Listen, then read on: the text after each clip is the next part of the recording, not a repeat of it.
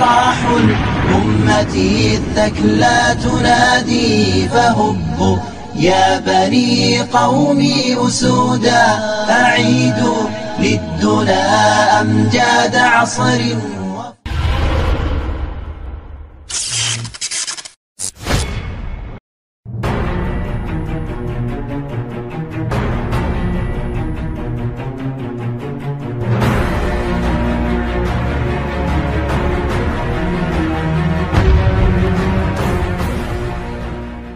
Assalamualaikum warahmatullahi wabarakatuh. Pada masa hijrah, serangan terhadap dakwah Nabi Muhammad SAW dari kafir Quraisy Mekah belum juga usai. Maka usai kekalahan kafir Quraisy di Perang Badar, kaum kafir Quraisy mulai menggalang dukungan untuk menyerang kembali Rasulullah dalam perang yang dikenal dengan nama Perang Uhud. Tokoh-tokoh musyrik Mekah menggiatkan upaya menggalang dukungan suku-suku yang berada di sekitar Mekah. Mereka juga mempersiapkan mental antara lain dengan menghubungi penyair-penyair. Penyair itu seperti Abu Azza yang tertawan dalam pertempuran Perang Badar dan dibebaskan Nabi Muhammad SAW tanpa tebusan. Lalu Sofyan bin Umayyah yang memimpin kafilah yang dicegat pada Jumadil Ula tahun ketiga ini, berperan besar mempengaruhi Abu Azza dan menjanjikan hadiah besar jika pertempuran usai. Bahkan ada yang akan menjamin kesejahteraan anak-anaknya jika ia terbunuh. Dengan demikianlah musyrik kafir Quraisy mempersiapkan segala sesuatu dan akhirnya tersedialah biaya dan personal yang jumlahnya lebih besar, yakni 3 kali lipat daripada jumlah pasukan mereka dalam pertempuran Badar, yaitu sebanyak 3.000 orang, 3.000 unta, dan 200 ekor kuda. Tak sedikit pula kalangan perempuan yang mereka libatkan dalam peperangan. Hal ini dimaksudkan untuk memberi semangat, antara lain Hindun binti Utbah yang merupakan istri Abu Sofyan, istri Ikrimah bin Abu Jahal, istri Ammar bin As, dan lainnya.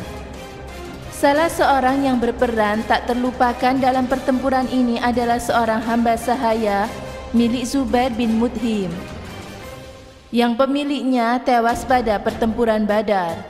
Hamba sahaya ini bernama Wasi bin Harb, yang berasal dari Habasa, Ethiopia. Ia dijanjikan kebebasan bila berhasil membunuh paman Nabi Muhammad SAW, yakni Hamzah bin Abdul Muttalib. Istri Abu Sofyan juga selalu mendorongnya untuk membunuh Hamzah guna melepaskan dendamnya atas kematian Abu Sofyan. Dendam yang keji.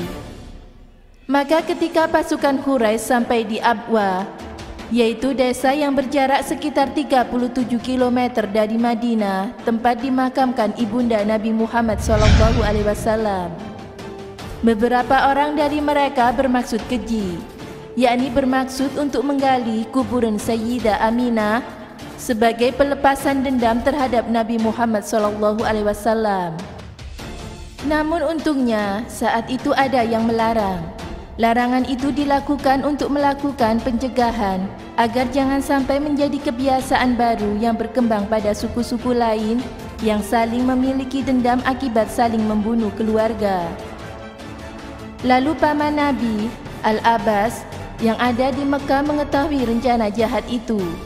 Beliau pun menyurati Nabi dan Nabi meminta Utbah bin Ka'ab untuk membacanya.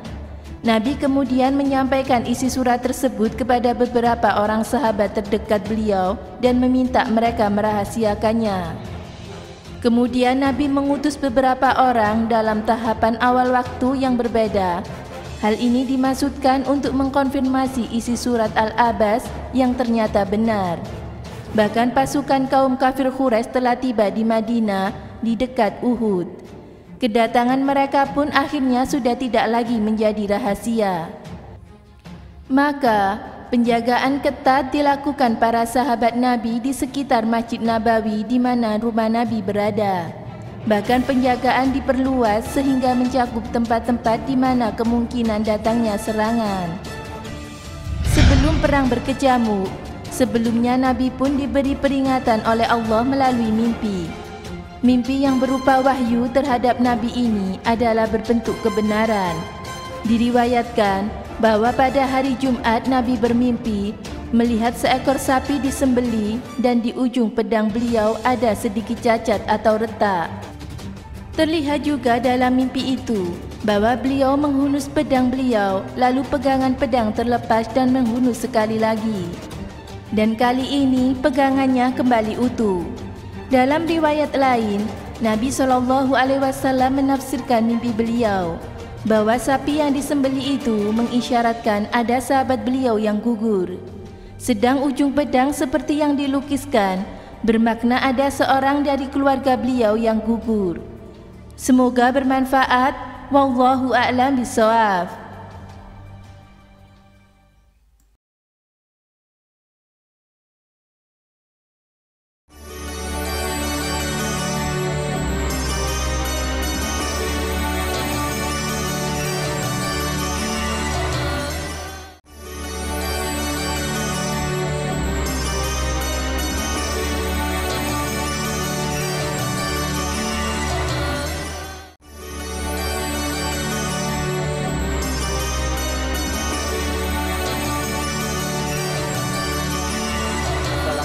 Warahmatullahi wabarakatuh. Aminah binti Wahab adalah ibu kandung Nabi Muhammad yang melahirkan beliau. Aminah binti Wahab dilahirkan di Mekah.